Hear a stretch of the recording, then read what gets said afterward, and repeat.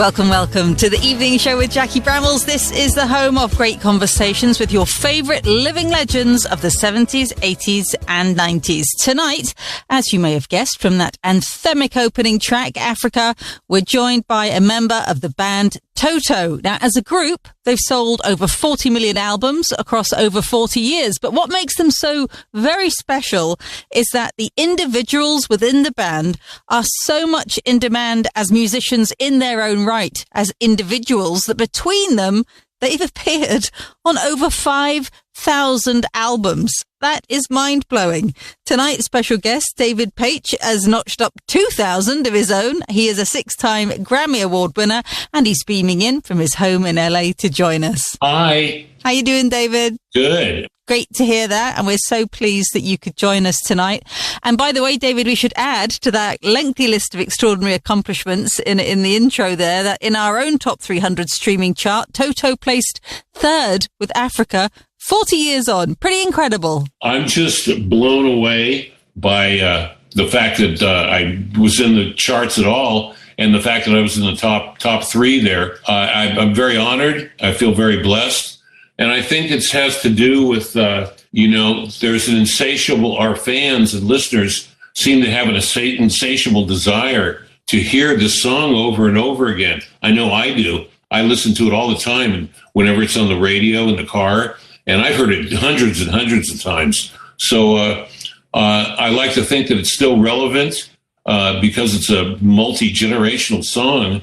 And like I said, parents who grew up with it, who were young at the time back in the 80s, have passed it on to their kids. And Weezer did a cover of it. So young kids are rediscovering it all the time. Absolutely. I mean, and what's completely magical and speaks to your talent is that, it really encapsulates what everybody imagines the sort of the magnificence of Africa to be, but it really just came from your imagination. It did. And reading about people that had gone to Africa and places, National Geographic, how they describe what a diversified continent it is, first of all.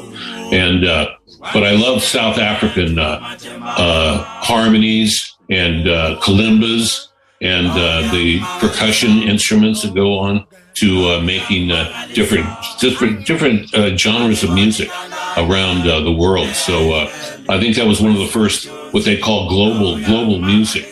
That was one of our first attempts at that. Well, listen, let's bring people up to speed. Toto, still together as a touring entity. You're not out on the road with them, but you are still the musical director. And I know you've made guest appearances fairly regularly on the stage, but you've decided that life lived constantly on the road for you is no longer appealing. But you're all still very much working together, most recently on each other's solo projects. Your Toto collaborator, Steve Lukather, has a new album out, which you co-wrote and played on. And of course, you put out your own solo project called Forgotten Toys. Are the tracks on this album songs that you'd written and then put away in a box somewhere and literally forgotten about until recently? Yes, parts of songs that I've rediscovered, sections, that didn't really have a home. Making this album was like a puzzle, putting the pieces of a musical puzzle together, but without knowing what exactly the picture is supposed to look like. That's the fun part of making a solo record, I think, is how organic the process can be, and of finding your way, navigating through the song and trying to get the right overdubs on it and get the right feel for it. Well, let's play one of those tracks right now. I'll give the roll call of the incredible list of musicians who played on this one after we've listened to Spirit of the Moonrise. Saw it in a dream, a girl riding alone. That's Spirit of the Moonrise from the album Forgotten Toys, the first solo album for Toto's David Paich. Although the guys from Toto all pitched in, right? Steve Lukather and Joe Williams, as well as some pretty impressive contributors listed on the liner notes. Nathan East, who's been Eric Clapton's bass guitarist for many years. Davey Johnston, who's been playing guitar with Elton for 50 years. Don Felder of the Eagles, Steve Jordan, who you previously mentioned as the Rolling Stones drummer, the legendary producer Bryan on that track, and Michael McDonald on backing vocals as well. I was always been a huge fan of Mike McDonald's, and I have a very limited range when I sing, so I asked him to sing so we could hear some of the nice fills up in the upper register that I heard in my head that I couldn't sing myself, but he generously sang on the record too. And Mike's a great friend, and I've known him for years. And so although it's a solo project for you, I'm sure you must have felt very safe and comfortable to have such top-class musicians on board with you. I had a lot of help from people like Joseph Williams, who was a colleague of mine, and he helped co-produce the record and helped co-write some of the songs. So I was in my comfort zone for a lot of it. I did hear one story that you were inspired to actually pull it together after working with Keith Richards on his solo album. Is that right? I did. About 4 years ago, I got a chance to do an overdub on Keith Richards' solo record. That was the track Suspicious from Keith's Cross-Eyed Heart album, right? It certainly is. And Steve Jordan was responsible for that. He was producing the record with Keith, and he's now the drummer of the Rolling Stones. Right. I got to meet Keith and do an overdub, like I said, on his album, one overdub. And it was a kind of a pinch me moment for my bucket list. And it was really fantastic. It had a big influence on me, and he was a great guy. Suspicious as it seems, you're cropping. What have you done to me? Explain for those of us who do not know our way around a studio what an overdub is. An overdub is when a track, players have played on a track to get you maybe bass and drums. Yeah. And you, by yourself, listening to the bass and drums through speakers, instead of being in a room with the bass player and the drummer, you play as if you were in the room cutting with a bass and drummer. You're literally overdubbing. You're dubbing over someone else's music, right? And you're playing by yourself, listening to that music. Kind of like singing along. Gotcha. Okay, let's take a break, David, for a musical interlude. And as a Keith Richards fan, how about you pick a favorite Stones track for us? Oh, yeah. I mean, Street Fightin' Man. It's one of my favorites. As well as Honky Tonk Woman, you know. I met a gentle ballroom queen. Honky Tonk Women, #1 in 1969, and a favorite track of tonight's special guest, David Paich of Toto. And we will be back with more great conversation from David next. Welcome back to the evening show with Jackie Brambles, where tonight we are joined for our great conversation by David Paich, one of the founder members of the band Toto, beaming in from his home in Los Angeles. David, let's go back to the early days of the band and to your first hit, Hold the Line, back in 1979. Backstory was that I just got my first apartment. I moved out of my parents' house, right, and I bought a small upright. And the first riff that came out of me was Hold the Line, was the piano intro. So I ended up playing that for about 2-3 days until people were knocking on my door, shouting at me to stop playing. And I almost got evicted from my apartment. So I moved down I took it to the song to the recording studio.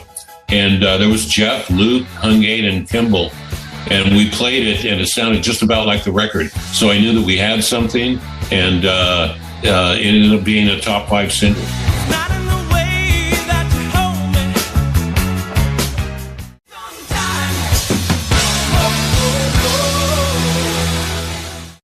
Toto with Hold the Line, top 5 in the US and got to number 14 here in the UK back in 1979. You're very much entrenched in the Los Angeles, musicians community, and you can call on all these friends. And you've as well as your huge success with Toto, you've played with a lot of very impressive people. The list is almost endless, but let me throw a few names out. Michael Jackson. Michael Jackson was great playing on Thriller record. Michael is a perfectionist and he's a sweetheart to work with. He was so kind and nice and open-minded. And I helped co-arrange with Lukather and Jeff Porcaro. The Girl Is Mine with Michael and Paul McCartney, and George Martin was there. Quincy Jones was there. Linda McCartney was there. That was a real pinch me moment. And to be with such great talent and all in one room, that was a magical experience. Every night she walks right in my dreams. Since I met her from the start, gone girl is mine. She's mine. She's mine. The Girl Is Mine, Michael Jackson and Paul McCartney from 1982, featured on the iconic Thriller album. And on that track, the musicians listed were our own special guest this evening, David Paich on piano, Jeff Porcaro on drums, Steve Lukather on guitars, and Steve Porcaro on synthesizer. And what do those four musicians have in common? Together, they form Toto. Isn't that incredible? They were the ones backing Michael Jackson for that Thriller album. And David, is it very different when you are sort of being, you've got Quincy and you've got George Martin, as you said, when, you'll work with all these different producers? Is it very much a different process with each producer, or are they all just asking you to do your job and you just crack on? They're all a little bit they're all a little bit different. And, but they always ask you to do your job and crank on. That's exactly what I'm hired for. But I try and put on when I'm doing I want to say when I'm working on records for people, including my own record, if it's kind of a Beatlesque kind of part during it, I try and put on my George Martin producing hat. Right. And go, what would George do? Right. Or if it's a little bit more musical and jazzy, I try and put on my Quincy Jones hat and think, what would Quincy do? Put for an overdub here. So I've benefited from rubbing elbows with these great producers to where I can bring some of that knowledge back to my home base. Another one, I'm a big fan of Bryan Adams, and I believed you play keyboards for him, right? I did. I played on Please Forgive Me. I worked with Mutt Lange, produced that. They even shot a video. They shot a great video. Bryan went out into the square where there was a market, and he found a lady with a dog, and he tied a lipstick camera to the dog's head and let the dog wander around in the studio, and that was the video. Shot the video with the dog, with a doggy cam. So I thought that was pretty inventive and pretty very cheap. Very, too. very. Bet the dog. So much very cheap. Exactly. And Bryan's great talent. I loved working with him, and Mutt is a great talent too. Still feels like a first night together. Please forgive me. Got to number 2 in the UK in 1983. Please Forgive Me by Bryan Adams, featuring our special guest tonight, David Paich, on keyboards. Yet another album he's appeared on. Just the other 1,999 to cover tonight. We'll do our best as we return to continue our great conversation with special guest David Paich next. Welcome back to the evening show with Jackie Brambles, where tonight we are cozying on in for a great conversation with an extraordinary musician who is a stalwart of the Los Angeles music scene, as well as a lifelong member of the group Toto. Let's talk about another huge hit for the band, David, Rossanna. The myth is that it's about the actress Rossanna Arquette. Can you clarify, confirm, or deny? I will do that. I will say that I borrowed her name after meeting her. I think she charmed me. She was with my best friend at the time, Steve Porcaro, and she came through, and I didn't have a title for my song. I had the song finished, but as soon as I met her, I incorporated her name, Rossanna, into the piece. So it is. I did steal her name. Just because it sounded good in the song? It did. I understand she wandered through your kitchen. That's how you first met her. Is that right? This is true. You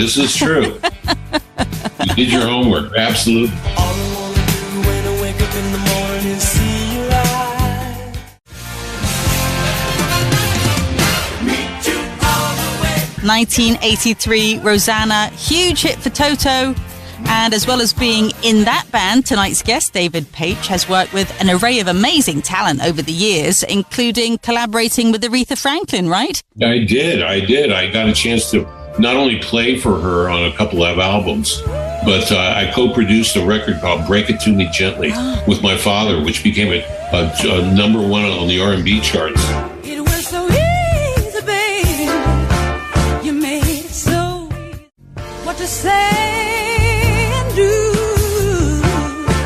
So working with Aretha again working with the Queen of Soul was just magical. And you worked with your father because he was a jazz musician, right? Yes, he was a jazz musician, but he's also an arranger for people like Ella Fitzgerald, Sarah Vaughan, and Barbra Streisand. He produced The Way We Were for Barbra Streisand and wrote all the music. Wow. The musical arrangement. So him and I were making records together since I was 13 years old. I was helping my father arrange records.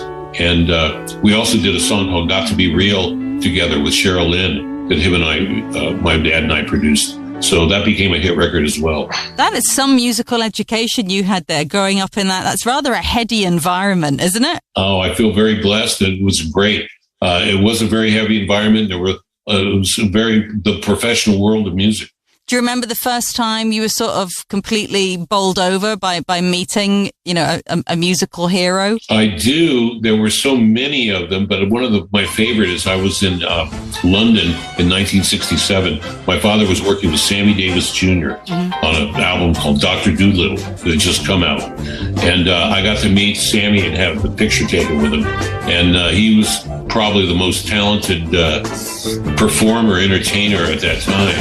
And it was a very, very magical experience. When you were kind of coming up through the scene and you were, becoming a musician yourself, before kind of Toto became Toto, did you sort of have your eye on an artist that was maybe a few steps ahead of you that you thought, yeah, that's where I want to go.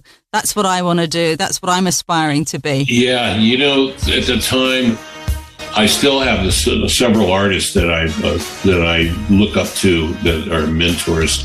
One is Elton John, who I've been mainly influenced by a lot.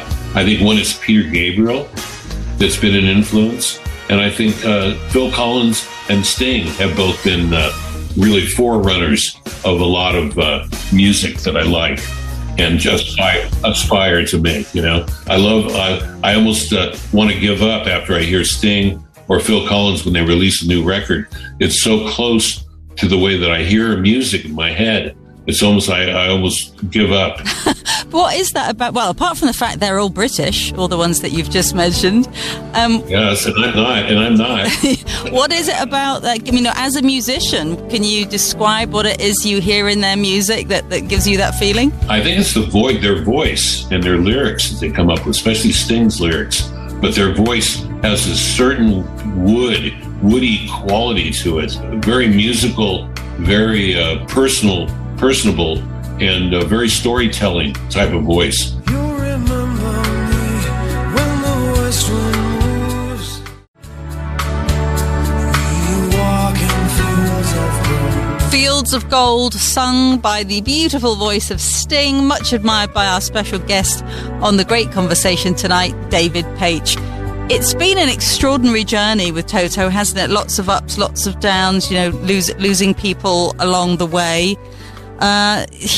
Tough, emotionally quite tough, I would imagine, at times. Yeah, we've had our ups and downs and our tragedies, and we've just kept on going forward thanks to Steve Lukather and Joseph Williams, and I'm a musical director now for the band and help rehearse the band, and occasionally I go out and play a gig here and there with them to keep my foothold in Toto, and it's been an amazing journey. We've been very blessed, but we've had some hardships. Indeed. Well, listen, David, before we let you go, we have a tradition here on The Great Conversation that you pick the final track of the hour. We're looking for a song that's meaningful to you, that has the power to put you in the head and heart space you're seeking. So what track would that be for you? Okay, sure. Leave On from Elton John. Oh. I just think it has everything that embodies music that I love. It has great piano playing on it. It has a great lyric. It has a fantastic string arrangement written by Paul Buckmaster. And Elton always delivers a vocal performance that is what I envision my voice sounding like, but it doesn't. And I wish it did sound like Elton's when he sings. So it's really the perfect record. Leave on wears his war wound like a crown.